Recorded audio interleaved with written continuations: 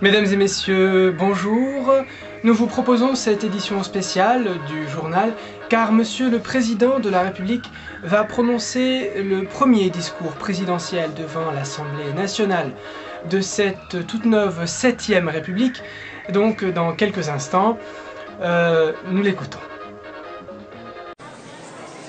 La parole est à Monsieur le Président de la République.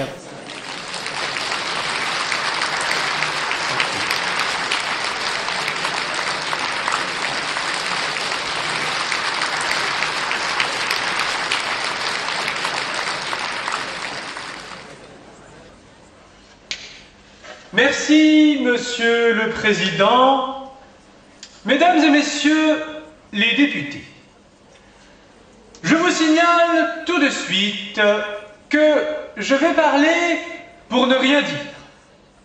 Oh, je sais, vous pensez, s'il n'a rien à dire, il ferait mieux de se taire.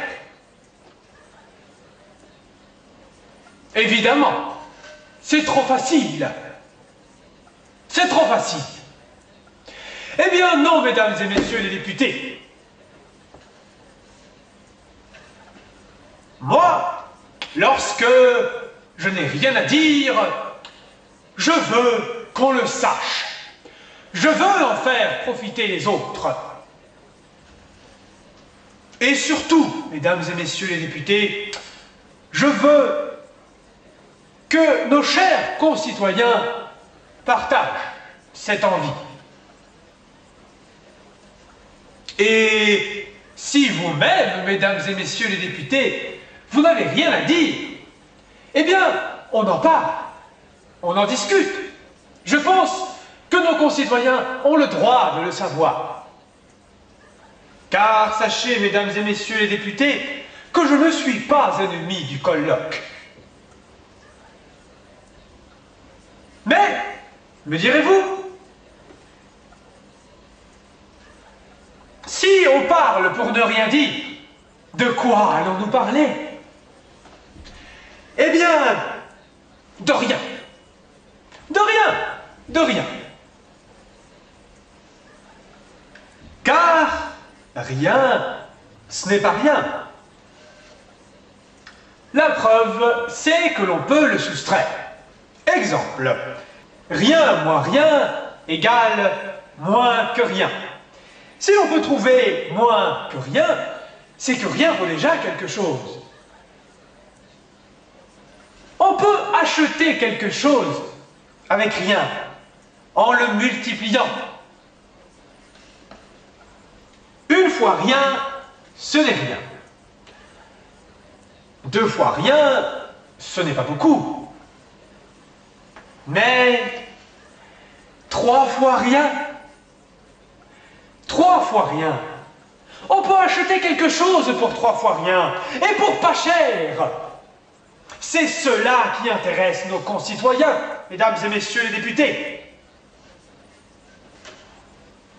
Maintenant, et c'est ce que vous faites, mesdames et messieurs les députés, si vous multipliez 3 fois rien par 3 fois rien, cela fait rien multiplié par rien égale rien, 3 multiplié par 3 égale 9.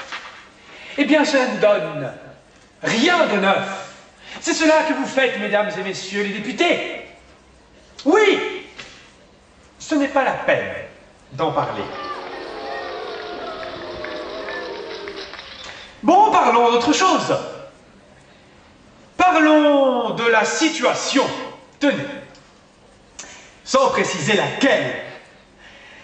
Si vous le permettez, je vais faire brièvement l'historique de la situation, quelle qu'elle soit. Il y a quelques mois, souvenez-vous, la situation, pour n'être pas pire que celle d'aujourd'hui, n'en était pas meilleure non plus. Déjà, nous allions vers la catastrophe, et nous le savions. Nous en étions conscients. Car il ne faudrait pas croire que les responsables d'hier étaient moins conscients de la catastrophe que ceux d'aujourd'hui.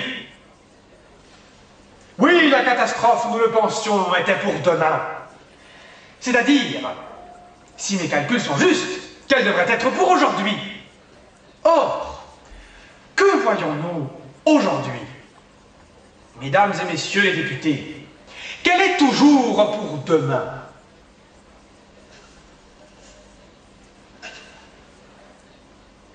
Alors, je vous pose une question, mesdames et messieurs les députés. Est-ce en remettant toujours au lendemain la catastrophe que l'on pourrait faire le jour même que nous l'éviterons? D'ailleurs, je vous signale entre parenthèses, mesdames et messieurs les députés, que si le gouvernement actuel n'est pas capable d'assurer la situation, la catastrophe, il est possible que l'opposition s'en empare.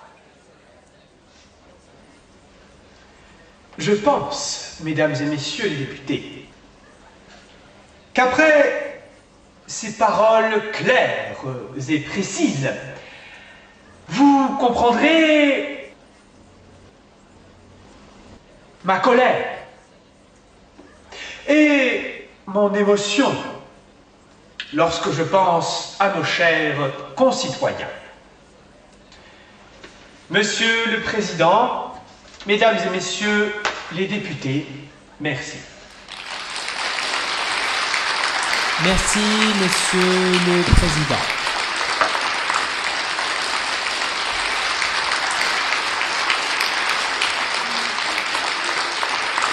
Voilà, c'était donc ce premier discours présidentiel devant l'Assemblée nationale de cette 7e République. Nous entendons encore les applaudissements qui acclament Monsieur le Président. Pour notre part, c'est tout. Nous vous souhaitons une très bonne fin de journée. À demain.